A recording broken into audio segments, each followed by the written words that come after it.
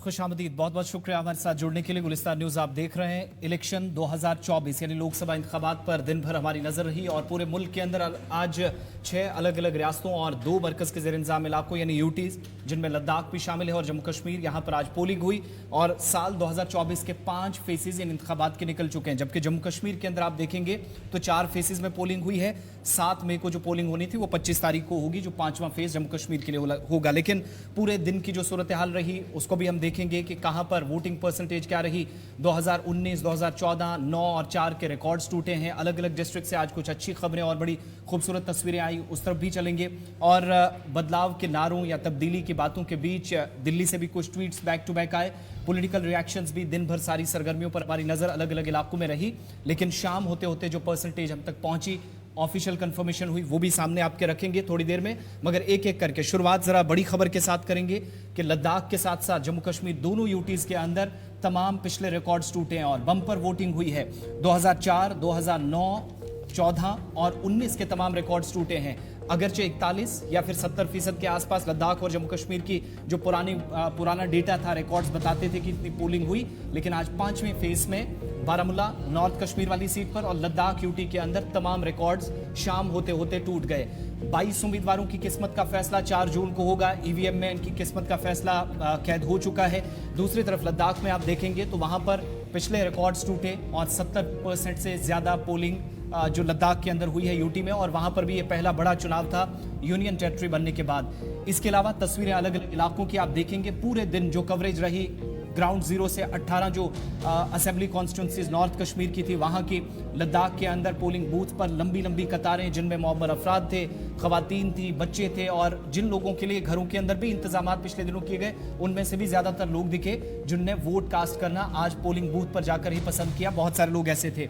फिर उसके बाद एक और अच्छी खबर देखने को मिली कि बहुत सारे लोग जो शायद 18 साल के युवा थे, पहली बार वोट डाल रहे थे, उनके साथ 60, 70 साल के बुजुर्ग भी पहली बार कई एक इलाकों में बता रहे थे कि पहली बार वोट डालने का उनको मौका मिला है। नामसाइद हालात की वजह से या माजी में जो सूरत हाल रही है या बॉयकॉट का असर था, पुरतशद्दुद वाक़यात होते थे, पथराव होता था, उस वजह से कभी बाहर निकलना इंतहाई मुश्किल था, उस वजह से भी थोड़ा सा फ़र्क रहा है, तो वो एक अपने आप में रिकॉर्ड है। इसके अलावा एक और जो आज अच्छी चीज़ दिखी कि जो एक्टिव मिलिटेंट्स हैं उनके करीबी बाहर निकले, जिन लोगों ने बंदूक का रास्ता थामा है उनके साथ ही निकले, घर वाले बाहर आए, न सिर्फ वोट डाला बल्कि साथ साथ हक़ रायदही का इस्तेमाल करने के अलावा आम शहरियों से, बिलखुसूस उन लोगों से अपील की कि वो अपने बच्चों को वापस कौमी धारे में लाएं जो इस वक्त मिलिटेंसी के रास्ते पर चले गए हैं। तस्वीरें भी साथ साथ दिखाइएगा और साथ साथ सबसे पहले उन लोगों की बात सुनेंगे जो मुख्तलिफ इलाकों के अंदर आज वोट डालने के लिए निकले थे। 7 बजे से सुबह 7 बजे से शाम 6 बजे तक पोलिंग हुई और पोलिंग मराकज़ पर लंबी कतारों के बीच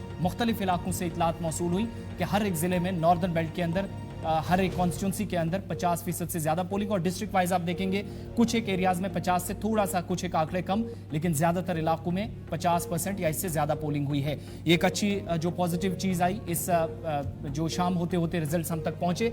लेकिन सबसे पहले बात वोटर्स की सुनेंगे, उन लोगों की बात जो आज एक अलग किस्म का एक एजेंडा सेट करके कि जो कुछ हुआ सारी चीजें भूल जाइए, बॉयकॉट एक गलती थी, गलती का एतराफ करते हुए ये कहा कि अब हमें अपना रोशन मुस्तकबिल देखना है। इसके लिए वाहिद रास्ता है वोट डालें, वोट कास्ट करने के लिए बाहर निकले। तमाम वोटर्स की बात, कुछ एक छोटी बातें आपको मुख्तलिफ इलाकों से सुनाएंगे। कुछ टूरिज्म की बात कर रहे थे, डेवलपमेंट की, रोजगार की। वादी कश्मीर के अंदर अमन व अमान की दुआओं के साथ ये आज वोट कास्ट किया जा रहा था। पहले वोटर्स की बात और उसके बाद कुछ पॉलिटिकल रिएक्शंस, और साथ साथ इस प्रोग्राम में आगे जब हम बढ़ेंगे तो हमारे कुछ खास मेहमान भी प्रोग्राम में ज्वाइन करने वाले हैं। जी, आज हम बहुत टाइम के बाद निकले हैं वोट डालने के लिए। यहाँ पे कश्मीर में बहुत सारे मसाइल है, खासकर पाटन कॉन्स्टिट्यूंसी में। तो हम चाहते हैं कि हमारे जो मसाइल है कश्मीर के या पटन कॉन्स्टिट्यूंसी के जो मसाइल है ये कोई दिल्ली तक ले जाए, तो इसीलिए आज हम जोशो खरोशों के साथ वोट डालने आए हैं। तो सुबह से यहीं पे हैं, चाय भी हमने नहीं पी। तो रोड वाइडिंग, बेरोजगारी मूजूब तरावान वोट। क्या बसान डेवलपमेंट गो पूर मे गोड लट तरावान वोट तो वुचान कि ये चेंज यून क्या दो दो पथ गसान। ये तामीर तरक्की के लिए, बेरोजगार नौजवानों के लिए और 5 अगस्त 2019 का जो हम पे शव खून मारा गया उसके खिलाफ वोट डाला है कि पार्लियामेंट में जाके उसके लिए कोई नई बात नहीं है, वो पार्लियामेंट जाके हमारी रहनुमाई करेगा।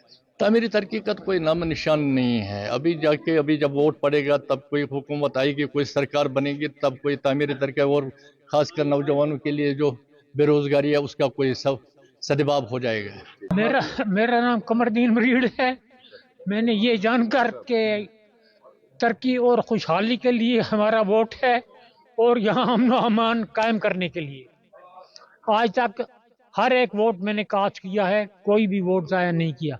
लेकिन आज के वोट की अहमियत मैं बहुत ज़्यादा समझता हूँ, in the interest of country and in the interest of J&K state. बाकी लोगों को मैं ये कहता हूँ हर एक को आना चाहिए और वोट अपना कास्ट करना चाहिए। मिनिस्टर पे पता मिनिस्टर बाकी दूत कश्मीर का फायदा युत लूक जलील आज खुदायस नावस पे यह जानित कि कर सान खदमत दिमो इंशाल्लाह कर हर कस कर अपील कि तुम पन हक यह वोट त्राउन तुम यू पोलिंग बूथस पे तुम त्रो पन वोट तो यम खतर गसान कि वोट पत गसन सान कम वनकस सोन एरिया यह पेंडिंग तो बेस बह भरपूर अपील कर पन्निस भैस ब्रदरस उमरस तो सह अगर सिलेंडर करे तो सह गया वारिया बेहतर अफजल पन्ने मदर नश वाते पन्निस घरस मज वाते। मैंने भी फर्स्ट टाइम अपना वोट कास्ट किया है सर, और मैंने अपना वोट उस लीडर को कास्ट किया है जो हमारी बात पार्लियामेंट में लेके जाए। हमने उस लीडर को वोट डाला है कि जो कश्मीर के यूथ की बात करे। हमने उस लीडर को वोट डाला है जो कश्मीर के यूथ की अनएम्प्लॉयमेंट की बात करे। आप देख सकते हो कि दिन ब दिन अनएम्प्लॉयमेंट ज़्यादा होती है और बेरोज़गारी जो है वो ज़्यादा है और हर कोई जवान जो है परेशान है। PhD स्कॉलर्स इस वक्त परेशान है यहाँ पर। मैं उस लीडर को वोट कास्ट करूँगा जो पार्लियामेंट में जो है हमारी बात करेगा, हमारी आवाज़ बन के जो है पार्लियामेंट में जाएगा। डेवलपमेंट के रिलेटेड या एम्प्लॉयमेंट के रिलेटेड जो एम्प्लॉयमेंट है वो बहुत बड़ा एक जो है एक बहुत बड़ा पॉइंट बन चुका है इस वक्त। मैं बहुत एक्साइटेड हूँ इसके लिए कि मैं एक ऐसे इंसान को यहाँ लाना चाहती हूँ कश्मीर में जो हमारी हेल्प करे और हमारी कंडीशन को बेटर बनाने में हेल्प करे। ये जन प्रत कह पता वन अगर इंडिया ऑल ओवर इंडिया मज तुचान कि सोई इलाका यह बदनाम जमाना, यह मिलिटेंसी मज मुलवस रूदमुत, यह एंटी नेशनल मुल्कस मुलवस रूदमुत। चलिए, उन लोगों की राय थी जो आज सुबह से वोट डालने के लिए निकले थे। और अच्छी बात यह है कि आज महाराष्ट्र और बिहार में इतनी पोलिंग नहीं हुई है जितने कश्मीर में नॉर्दर्न बेल्ट पर एक सीट पर हुई है। शुरुआत हम जरा अपने मेहमानों के साथ भी करेंगे। उन लोगों की बात भी आपने सुनी जो आज वोट डालने के लिए निकले थे और जिनके लिए वोट किया जा रहा था, वो लोग भी आज तरह तरह की बातें कर रहे थे। जरूर वक्त मिला तो आगे उस पर भी चलकर बात करेंगे। और यहाँ जम्मू स्टूडियो में मेरे साथ senior news editor Vinod Kumar साहब ज्वाइन कर रहे हैं, बहुत शुक्रिया आपका। एग्जीक्यूटिव एडिटर इशफाक गौहर साहब भी हमारे साथ रहेंगे, आपका भी बहुत बहुत शुक्रिया। विनोद जी, मैं आप ही से शुरू करूंगा और बाकी हमारे साथ खास मेहमान भी ज्वाइन किए हैं। अदनान अशरफ साहब जम्मू कश्मीर पीपल्स कॉन्फ्रेंस से हैं, उमेश तलाशी साहब जम्मू कश्मीर नेशनल कॉन्फ्रेंस से है। विनोद कुमार साहब, आपका सबसे पहले नुक्ता नज़र इस पूरे दिन जो पोलिंग हुई है और कुछ एक स्टेट्स जहां पर जो 5 बाकी स्टेट्स के अंदर पोलिंग हुई वहां के रिकॉर्ड्स जो पुराने थे वो नहीं टूट सके, लेकिन उन स्टेट्स का रिकॉर्ड आज जम्मू कश्मीर ने तोड़ दिया है। अगर जम्मू कश्मीर की बात करें तो नॉर्थ कश्मीर में यहाँ पे कहीं बारामूला सीट जो लोकसभा सीट थी उसमें जो मतदान हुआ है उत्साहवर्धक है।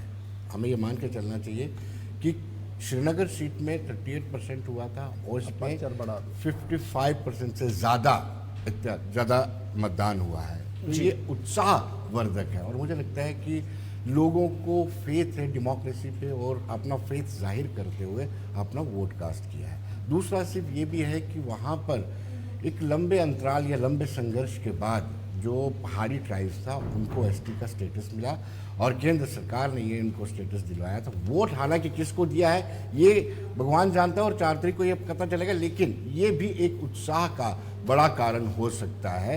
हालांकि कुछ दिन पहले आतंकी वारदात भी हुई, पूर्व सरपंच की हत्या भी की गई, लेकिन उसके बावजूद भी बारामूला सीट में किसी तरह का किसी उत्साह कम नहीं हुआ, उत्साह से भरा हुआ ये मतदान। जी हाँ सर। ठीक है इशफाक साहब, जरा आपके भी ओपनिंग रिमार्क्स ले लेते हैं। सारी सूरत हाल पूरे दिन की देखी, आपने भी कवर किया। 55 से 60% के आसपास पोलिंग होना किस चीज़ की तरफ इशारा है? देखिए मैं सुबह से ही बता रहा था कि ये बदलाव है और ये बदलाव हमने श्रीनगर पार्लिमानी सीट पर देखा। जब श्रीनगर पार्लिमानी सीट पर वोट पड़े और वहाँ पर जब वोट पड़ा तो वो कंटिन्यूसली एक बदलाव का वोट था, वो एक रुझान बना साउथ नॉर्थ आते आते। और नॉर्थ में हमने ये देखा, जब आप 96 के बाद के इलेक्शंस को देखेंगे कुछ पॉकेट्स ऐसे थे जहाँ पर कंप्लीट बाइकॉट या जहाँ पर डिस्टर्बेंस बहुत ज़्यादा रहती थी, लेकिन कुछ पॉकेट्स ऐसे थे जहाँ पर ब्रिस्क वोटिंग होती थी, जिनमें पटन का हांजीवेरा का इलाका है, ब्रिस्क वोटिंग होती थी। हंदवारा जहाँ से सज्जाद गनी लोन और चौधरी रमजान रहते हैं, ब्रिस्क वोटिंग होती थी। कुपवाड़ा के ऊपर वाले इलाके होते हैं, वहाँ की ब्रिस्क वोटिंग होती थी। कुछ इलाके ऐसे थे जहाँ पर बिल्कुल माइन्यूट वोटिंग होती थी, बहुत कम वोट होता था और किसी तरीके से दिन को निकालने की कोशिश होती। लेकिन आज हमने ये देखा कि एंटायर सोपोर हो, क्रीरी का एरिया हो, पटन का एरिया हो, तापर का एरिया हो, फिर कुपवाड़ा त्रिगाम का एरिया हो, कुपवाड़ा वाला बेल्ट हो या LAC वाला बेल्ट हो, वहां पर कहीं ना कहीं वोटर बाहर आया और उसने अपने वोट का इस्तेमाल किया। और जब उसने अपने वोट का इस्तेमाल किया, जैसे हमारे अभी कुछ व्यूअर्स जो हम वोटर्स थे जिनसे हमने गुफ्तगू की, उन्होंने अपना एजेंडा खुद सेट किया कि मेरे पास बिजली, पानी, सड़क, बेरोजगारी, ये सारे मुद्दे तो हैं, लेकिन कुछ पॉलिटिकल इश्यूज भी है जिनको लेकर हम मैदान में, यानी जो अर्क-रीजी, जो पसीना बहाया था उमर ने, जो पसीना सजाद ने बहाया, जो पसीना सभी लीडर्स ने वहां पर जाकर बहाया, वो कहीं ना कहीं काम आया। लोगों ने हर एक चीज को सुना, अपना मन बनाया। और सुबह तपती धूप, यानी बहुत ज्यादा गर्मी भी थी शहर के अंदर, फिर 2 बजे के आसपास थोड़ी सी तफावत जरूर देखने को मिली, लेकिन उसके बावजूद भी लोग बाहर आए, उन्होंने वोट किया। ये जमहूरियत के जश्न में ही होता है। और यहां पर मैं ये मानूंगा eight the end of the day, जैसे हमने देखा कि जमात इस्लामिया के सीनियर लीडर का स्टेटमेंट भी आया आज, उन्होंने कहा कि देखिए हम डेमोक्रेटिक इंस्टीट्यूशंस के खिलाफ नहीं है, हम चाहते हैं कि शफाफ इंतखाबात हो और अवाम जो राय दे उसको माना जाए, ऐसा कुछ न किया जाए जिससे 87 दोहराया जाए। तो ये जो बातें बीच में आती रही, उससे एक उत्साह बना, उससे एक हौसला हुआ। और वो हौसला आज हमने देखा नौजवान के अंदर भी, खवातीनों के अंदर भी, बुजुर्गों के अंदर भी। लेकिन ये बड़ा इंपॉर्टेंट है, अब की बार कोई ये बताएगा कि मैं 100% पोल एनालिसिस बता के ये बताऊंगा कि हवा का रुख ये था और यहां जा रहा है, या हवा का रुख यहां था, क्योंकि साइलेंट वोटर और नौजवान वोटर जो था वो काफी टाइट लिपट रहा, जो अभी तक भी एसेस करना काफी मुश्किल है, बहुत मुश्किल है। चलिए अपने मेहमानों का भी जरा रुख करते हैं। फैसल भी हमारे साथ ज्वाइन किए हैं नॉर्थ कश्मीर के हंदवारा से, पूरे दिन उन्होंने सूरत हाल पर नजर रखी है, उनके पास भी जाएंगे। लेकिन उमेश साहब आपसे भी जरा एक कमेंट ले लेते हैं, अदनान साहब से भी। उमेश साहब पहले आपके पास, नेशनल कॉन्फ्रेंस ने बड़ी मैसिव कैंपेन चलाई नॉर्दर्न बेल्ट के अंदर, पार्टी का पूरा कार्डर आज भी काफ़ी ज़्यादा एक्टिव था जब पोलिंग सुबह से शुरू हुई थी, और शाम होते होते 60% के आसपास, 55 से 60 के बीच में पोलिंग होना। नेशनल कॉन्फ्रेंस क्या एक्सपेक्ट कर रही है और कैसे देख रही थी इन सारी चीज़ों को? वाकई में जो आप एक दावा कर रहे थे कि ये जी नाराज़गी है पिछले 3-4 सालों की, या फिर जो आज लोगों की बात हमने सुनी कि सब चीज़ें अपनी जगह, बाकी सारी चीज़ें पॉलिटिशियंस कुछ भी कहें, बुनियादी मसलों पर अगर बात हो तो शायद वोट एक आखिरी ऑप्शन उनके पास रह गया था? देखिए बेशक आज बहुत अच्छी वोटिंग हुई है नॉर्थ कश्मीर में जी। लोग बाहर आए हैं, लोगों ने अपना मतदान किया है, वोट डाले हैं, उनकी कुछ उम्मीदें हैं जिनको नजर में रख के उन्होंने वोट डाले हुए हैं। और हमें लगता है कि जो फुल पैकिंग रहा है पिछले 4 साल में, इस चीज को भी मद्देनजर रखा, लोगों में जो आक्रोश था, जो एक रिप्रेजेंटेशन नहीं थी, उस चीज को भी मद्देनजर रखते हुए लोग आज बाहर आए हैं, वोट किया है अपने मसाइलों के लिए। तो होपफुली आई थिंक जी नतीजे 4 जून को आएंगे, तो देखते हैं किस हद में वोट किया है। बाकी बहुत अच्छी बात है, जो परसेंटेज पोल परसेंटेज देखी जा रही है वो अच्छी पोल परसेंटेज है। ठीक है, अदनान साहब जरा आप भी एक कमेंट कर दीजिएगा, उसके बाद हम ग्राउंड पे भी चलेंगे, दिन भर जो सूरत हाल रही उससे भी लोगों को वाकिफ कराने की कोशिश करेंगे, और उसके बाद कुछ और फिगर्स जो हैं वो भी सामने रखेंगे। अदनान साहब, आई थिंक ये डेमोक्रेसी की एक बहुत बड़ा ओकेजन है, बहुत अच्छा दिन है कि श्रीनगर के बाद पार्लियामेंट्री कॉन्स्टिट्यूएंसी को वैसे भी हाई पोलिंग होता था if you compare it with Srinagar and south Kashmir, लेकिन लास्ट इलेक्शन में भी आई थिंक जो overall parliamentary that was around 32-34%, जो आपके मैं एस्टिमेट्स देख रहा हूँ या बाकी एस्टिमेट्स देख रहा हूँ, तो यही है कि बिटवीन 50 and 60% पोलिंग होगा, which is a good 20-25% jump from 2019। तो ये अच्छी बात है कि लोग अपने घरों से बाहर निकल के आए, जो ट्रेडिशनली बॉयकॉट एरियाज या लो पोलिंग एरियाज होते थे, वहाँ पे भी आज जो भी अभी तक हमने अपडेट्स देखे हैं, वोटिंग परसेंटेजेस काफ़ी ठीक हैं। तो ये अच्छा दिन है। लोग अपने वोट के बुनियाद से, अपने वोट से एक बदलाव लाना चाहते हैं। ये वोट फॉर चेंज है, इसमें हमें कोई डाउट नहीं होना चाहिए। This is a vote for change. और ये चेंज सिर्फ पिछले 5 साल की नहीं, पिछले 50 साल की जो जी। अच्छा जी अदनान, बड़ा इंपॉर्टेंट ये है, जरा ये भी साथ साथ बता दीजिएगा, क्योंकि आप भी एक पॉलिटिकल पार्टी के तर्जुमान हैं, रिप्रेजेंट कर रहे हैं। नॉर्थ कश्मीर में बड़ा रिग्रेस कैंपेन सजाद की तरफ से चलाया गया। कुल मिलाकर मुतमईन आप नजर आए जिस तरीके से एडमिनिस्ट्रेटिव पार्ट पर ये पूरा पार्ट लिया गया, चाहे सिक्योरिटी सिनेरियो हो, वोटरों के लिए अरेंजमेंट्स की बात हो, या आज का दिन देखिए, क्या आप मुतमईन हैं कि all is well, and is well? हमें जी आदत थी, पिछले चुनाव जितने भी हमारी पार्टी ने लड़े हैं उनमें आदत थी चुनाव नेशनल कॉन्फ्रेंस के खिलाफ भी थी, बट उनके साथ में एडमिनिस्ट्रेशन, पुलिस, जितने भी इंस्टीट्यूशन में थे, तो उनको एक आदत थी नेशनल कॉन्फ्रेंस को कि वो इलेक्शन लड़ते थे with full might of the administration and full support from them. But even though कि इंस्टेंसेस हुए हैं, कहीं पे स्लो पोलिंग हो रही है, कहीं पे पोलिंग अफसरान हमारे वर्कर्स को तंग कर रहे हैं, वोट नहीं डालने दे रहे हैं, प्रॉब्ली नेशनल कॉन्फ्रेंस की तरह मैच कर रहे हैं। बट ओवरऑल हमें ऐसा लगता है कि ये पहली बार एक लेवल प्लेइंग फील्ड लाया हमारी जैसी पार्टी को, तो सब पार्टीज को, सब कैंडिडेट्स को। इससे पहले वाले इलेक्शंस में आपने देखा होगा 87 से लेकर आज तक हमेशा नेशनल कॉन्फ्रेंस ने इलेक्शन दिल्ली के साथ मिलकर, एडमिनिस्ट्रेशन पुलिस के साथ मिलकर लड़ा है। तो it's a welcome change, even though कि थोड़े बहुत इंसिडेंट्स हैं जहाँ पे प्रॉब्ली पोलिंग स्टाफ इंटरफेयर कर रहा था with our party workers, but overall I think it's a fair, it was a fair process अभी तक जितना भी हमें अपडेट्स मिला है। ठीक है जी। उमेश जी, इससे पहले कि अदनान साहब, इससे पहले कि विनोद जी भी कोई सवाल पूछे, मैंने उमेश जी से भी एक छोटा सा सवाल पूछना है। National Conference at the end of the day मुतमईन है इस पूरे प्रोसेस, जिससे अदनान कह रहे हैं कि बाय एंड लार्ज जी हम मुतमईन है, छोटी मोटी चीजें चलती रहती हैं लेकिन पीसफुल सारा हुआ, मुतमईन है, जो कुछ हुआ सवाल जवाब का सिलसिला नहीं है। ऐसा ही मैं भी साथ ही मिलता जुलता सवाल पूछ लेता। उमेश जी, स्टेटमेंट आया था डॉक्टर फारूक अब्दुल्ला का कि एंटी नेशनल कॉन्फ्रेंस के लोगों से अमित शाह गृह मंत्री वो मिले हैं, तो सवाल इनके साथ मिलता है जुलता है, ये क्या लेवल प्लेइंग फील्ड आपको नजर आया कि नहीं? देखिए ऐसा है कि लेवल प्लेइंग फील्ड की बात तो हमने पहले भी की। आपका तो एक तो एको बहुत आ रहा है पीछे, बिल्कुल आपकी आवाज सुनाई नहीं दे रही, बहुत ज्यादा बैकग्राउंड में शोर आ रहा है। तो मेरा सवाल ये था कि डॉक्टर फारूक अब्दुल्ला ने ये कहा है कि गृह मंत्री अमित शाह हमारे विरोधियों से मिले हैं, नेशनल कॉन्फ्रेंस के विरोधियों से मिले हैं, तो क्या उसमें आपको? जी जी जी जी नहीं बिल्कुल, विरोधियों से मिलना तो जरूरी था कि वो उन प्रॉक्सीज को ही सपोर्ट कर रहे हैं। ओपनली यहाँ पे प्रॉक्सीज से बोला है कि बीजेपी का काम में क्लियर इंस्ट्रक्शन है कि आप इन लोगों को सपोर्ट ना करें, अपने कैंडिडेट्स को जो इनका एक अलायंस हुआ है उनको सपोर्ट करें। तो नेचुरली उनका आना, उन लोगों से मिलना, अपनी प्रॉक्सी से मिलना और उनको इंस्ट्रक्शंस देना, तो ये तो बिल्कुल जाहिर सी बात है, इसमें तो कोई शक की गुंजाइश ही नहीं है। बिल्कुल अगर उन्होंने अपना कैंडिडेट खड़ा नहीं किया, प्रॉक्सीज के कैंडिडेट्स खड़े किए हैं, उन प्रॉक्सीज का हौसला अफजाई करना या उनको इंस्ट्रक्शंस देना, वो तो उनका काम था, वो तो आए मिले उनसे। बिल्कुल जाहिर सी बात है जो डॉक्टर फारूक अब्दुल्ला साहब ने कहा, बिल्कुल वाजिब करके कहा, बिल्कुल हम इसके साथ बिल्कुल स्टैंड करता हूँ स्टेटमेंट के साथ। अदनान साहब भी रिस्पॉन्ड करना चाह रहा हूं, मैं आऊंगा आपके पास। उमेश साहब, ये जो आप कह रहे हैं या पार्टी सदर और आपके नायब सदर कह रहे थे, इज इट पॉसिबल इतनी जल्दी फर्क पड़ जाएगा किसी सीट पर 2 दिन पहले होम मिनिस्टर दौरा करते हैं और फिर से आप ये सवाल उठाते हैं और इतनी जल्दी मशीनरी अपने हाथ में या कंट्रोल में की जा सकती है?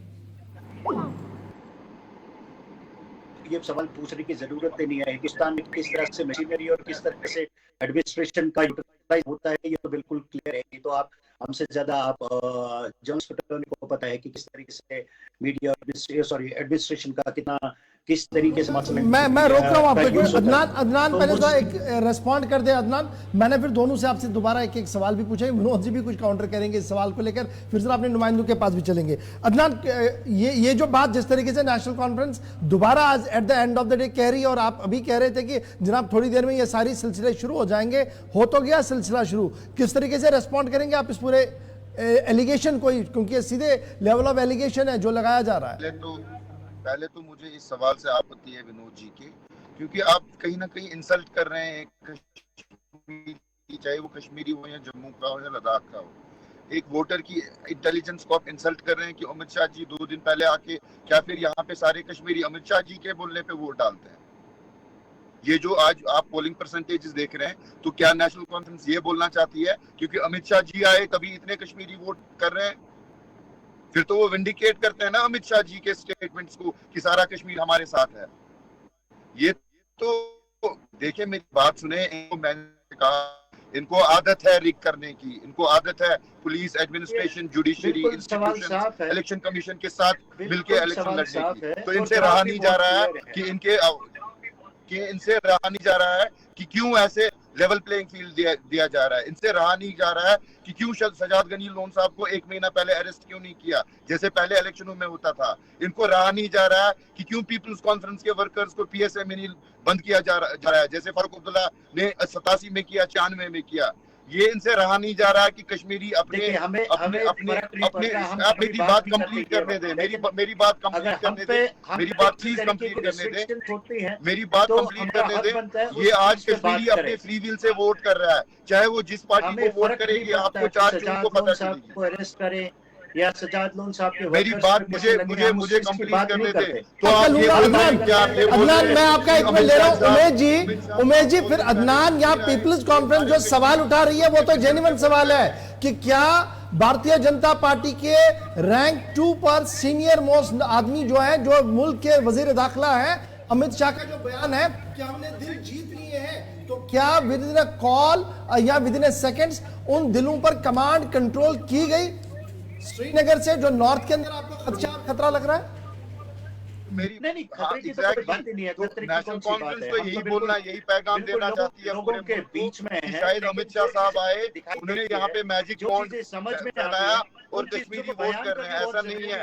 ये सारा वोट एंटी बीजेपी है, ये सारा वोट एंटी नेशनल कॉन्फ्रेंस है कि नेशनल कॉन्फ्रेंस कहाँ स्टैंड करती है और बाकी जमातें कहाँ स्टैंड करती है। ज्यादा वक्त रहा नहीं, अभी 4 जून को आपको नतीजे सामने आ जाएंगे, आपको पता लग जाएगा नेशनल कॉन्फ्रेंस का क्या स्टैंड है और बाकी जमातें जिनको बीजेपी की प्रॉक्सीज ने दिन रात सपोर्ट किया, हर तरह से सपोर्ट किया, उनका स्टैंड क्या है और नेशनल कॉन्फ्रेंस जो लगी रही उनका स्टैंड क्या है।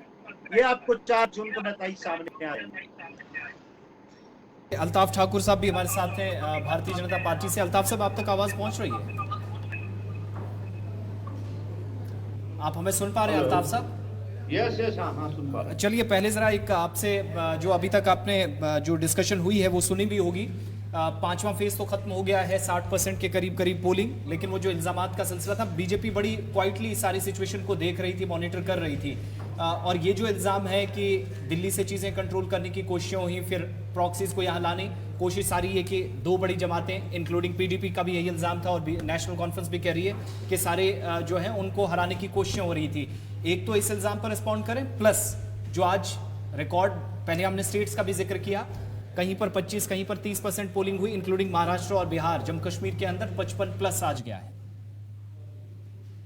देखिए आसिफ साहब, सबसे अच्छी बात है कि आज दिल्ली कंट्रोल कर रही है जम्मू कश्मीर को। आज इस्लामाबाद पाकिस्तान कंट्रोल नहीं कर रहा था, जिस तरह पत्थरबाजी, कैलेंडर, हड़ताल, बाइकाट इलेक्शन में होता था। और सबसे बड़ी कामयाबी ये है कि आज दिल्ली जो राजधानी है देश की, वहां से जम्मू कश्मीर को कंट्रोल किया जाता है। ये सबसे बड़ी कामयाबी। और दूसरी सबसे बड़ी कामयाबी जो भारतीय जनता पार्टी की, वो है कि आज आप खुद देख रहे हैं कि पहली बार सारे रिकॉर्ड टूट गए और आज वोट परसेंटेज 90 से आज तक सबसे ज्यादा वोटर जो टर्नआउट हुआ वो आज निकला। ये सबसे बड़ी कामयाबी। अब वो पॉलिटिकल पार्टी जो खानदानी सियासत उन्होंने यहाँ 70 सालों में किया, वो अब हार रही है, उनको हार का डर सता रहा है। इसलिए वो इल्जाम लगा रही कि दिल्ली राजधानी है, दिल्ली में पार्लियामेंट हाउस है, पार्लियामेंट इलेक्शन हो रहा है, जो यहाँ जीत के जाएगा वो उसी पार्लियामेंट में उसको सवाल उठाने, उसी पार्लियामेंट में उसको बात करनी है। ये तो खुशहाल बात है, अच्छी बात है कि दिल्ली कंट्रोल रही। पहले तो 2019 से पहले इस्लामाबाद, कराची, वहां से कंट्रोल हो रहा था कश्मीर को। यही इसी बदलाव की बात हम कर रहे हैं, यही तो हम कह रहे हैं। जी अल्ताफ साहब, एक सवाल मेरा भी आपसे रहेगा। एक लेमैन भी ये पूछता है कि बीजेपी का कैडर या बीजेपी के नेता बारामूला कॉन्स्टिट्यूंसी में किसके लिए वोट मांग रहे हैं? दूसरा सवाल यह है कि शीर्ष नेतृत्व जो प्रदेश का है, यानी स्टेट यूनिट जो प्रदेश का है, उसकी दिल्ली में कोई सुनवाई नहीं है। क्या जवाब देंगे आप किसके लिए वोट मांग रहे हैं? जी विनोद जी ऐसी बात नहीं है। पहले मैं आपको बता दूं कि हमारा रोल क्या है। हमारा रोल किंग मेकर है। उसी से घबराकर कल हमारे एक सरपंच को शोपियान में शहीद किया गया, क्योंकि पता है भारतीय जनता पार्टी का कार्डर किस तरफ जाएगा, जीत वहां है। और हम फैमिली डायनेस्टी रूल्स के खिलाफ है। और सीधा सा जवाब है कि हम किस तरह वोट कर रहे हैं, और हमने किया वोट। हमने अल्ताफ साहब जिस कार्डर की आप बात करते हैं, इलेक्टोरल प्रोसेस जो 2004 से मेरे हाथ में है, यहां पर बीजेपी का वोट 2% से ज्यादा कहीं पर भी मुझे नजर नहीं आया। अगर आप 2004 को खंगालेंगे, 2014 को खंगालेंगे, 2019 को भी खंगालेंगे, यानी not more than 2% in entire parliamentary constituency. फिर भी आप ये दावा करेंगे कि हम किंग मेकर हैं, तो फिर जो खदशात आगे पीछे हो रहे हैं वो तो सही भी साबित होंगे। देखिए गवर साहब, बिल्कुल कि आपकी बात मैं सच मानता हूं। भारतीय जनता पार्टी का विकास अगर कश्मीर में हुआ है वो 2014 के बाद हुआ है, जब मोदी जी ने गवर्नमेंट संभाली, जब मोदी जी की जो प्रो पीपल प्रो पोर स्कीम्स आई है। आप ये आंकड़ा भी उठा के देखिए ना, भारतीय जनता पार्टी 2019 के पार्लियामेंट्री इलेक्शन में त्राल से लीड कर रही है बाकी पार्टियों के मुकाबले में। आंकड़ा उठा कर देखिए 2019 के आंकड़े भी आप फिर सुन लीजिएगा। नेशनल कॉन्फ्रेंस 1,33,426 वोट लिए थे। पीपल्स कॉन्फ्रेंस अदनान जिसको रिप्रेजेंट कर रहा है राजा एजाज अली साहब, 1,03,193 वोट लिए थे। इंडिपेंडेंट थे इंजीनियर रशीद, उन्होंने 1,02,000 वोट लिए थे। पीपल्स डेमोक्रेटिक पार्टी चौथे पायदान पर थी, जिन्होंने 50,000 से ज्यादा वोट लिए। हाजी फारूक कांग्रेस के थे, जिन्होंने 30,000 से ज्यादा वोट लिए। नोटा ने 8,000 वोट लिए और भारतीय जनता पार्टी 7,000 वोट लेकर 2019 में मैदान में थी। यह भी जरा याद रखिएगा, आंकड़े जरा सही बताइएगा। बिल्कुल गवर साहब, मैं आपकी बात पे बहुत अच्छी तरह से मैं जानता हूं और इस बात को मैं एक्सेप्ट करता हूं। लेकिन भारतीय जनता पार्टी का विकास, भारतीय जनता पार्टी का फैलाव अगर हुआ है वो 2014 के बाद हुआ, जब मोदी जी ने देश की कमान संभाली है। देश की कमान संभाली है। आज लाखों की तादाद में भारतीय जनता पार्टी का कार्डर है, और जो ये फ्रस्ट्रेशन लेवल आप देख रहे हैं, ये इसी बेस पे आज अगर मारा जाता है भारतीय जनता पार्टी के वर्कर को, वो इसलिए मारा जाता है कि वो फैसला करेगा जीत किसकी होगी, हार किसकी होगी। 2014 से पहले आप देखिए। ठीक है, जरा काउंटर भी ले लेते। अदनान, छोटा सा काउंटर आप करें।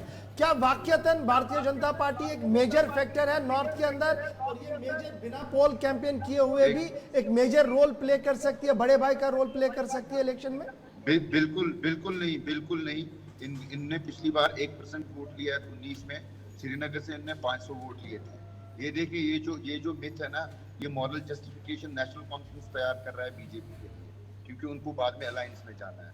ये मॉरल जस्टिफिकेशन ऐसे है कि कल को बीजेपी यहाँ से जो भी कैंडिडेट जीत के आएंगे, बीजेपी पूरे मुल्क में ये दावा करेगी, देखिए जी हमारे बैक्ड कैंडिडेट ने जीत लिया है।